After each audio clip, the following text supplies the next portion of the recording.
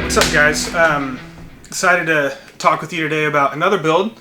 This is the 1930 Model AA Ford pickup.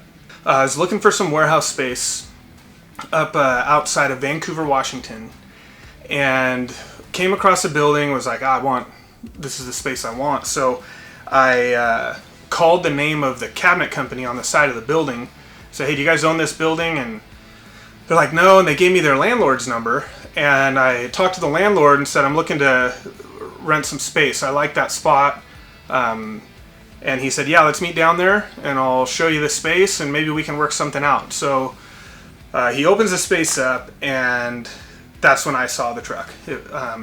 And this truck hadn't moved since 1994. So, and by the way, this landlord, he is an automotive enthusiast and has been a dear friend of mine ever since we met. We're walking through the building and I see this truck. I'm like, hey, is that your truck? And he says, yeah. Why, you want to buy it? And of course, my next question is how much, right? So what do you want for it? And when he told me the number, my response was, do you have a title? If you got a title, let's get this done. So he had a title.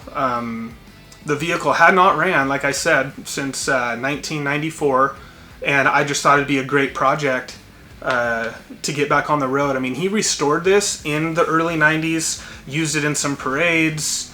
He also collected tractors, so like the truck wasn't in bad shape, it just had been sitting a long time. So what a cool project to go into with my son and my nephew.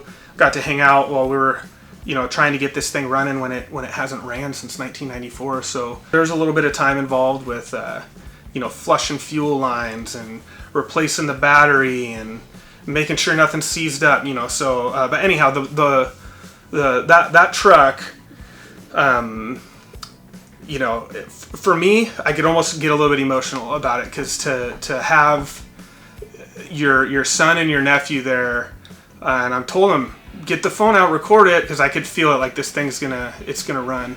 And then I even told my son that, record this because I think it's gonna run. And you can hear in the video, he's like, it wants to run.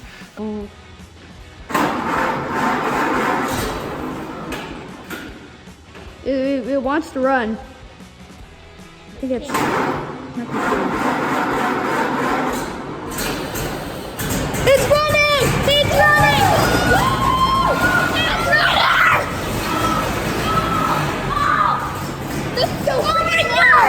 Yes! But no, just to, spend the time wrenching on a truck like this. We went ahead and put a custom wood flatbed on it. When I bought it, it didn't have a bed on it.